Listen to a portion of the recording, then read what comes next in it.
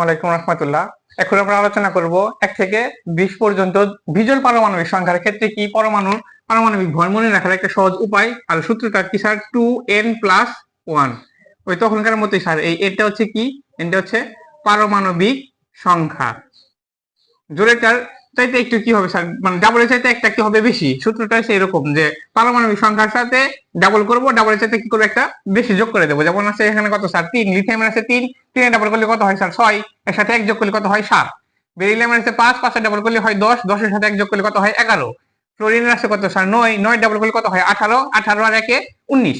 সোডিয়ামের আছে কত? 11, 11 ডাবল করলে কত হয়? 22, 22 আর 1 23।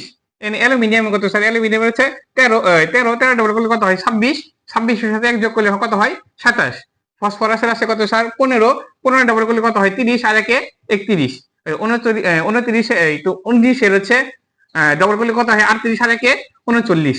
এ পর্যন্ত স্যার ছিল, কিন্তু দেখো এখান থেকে আমাদের কয় নাম্বার নাই? এখান থেকে ধরো 7 নাম্বারটা নাই, এরপরে তোমার এখান থেকে 17 নাম্বারটা নাই।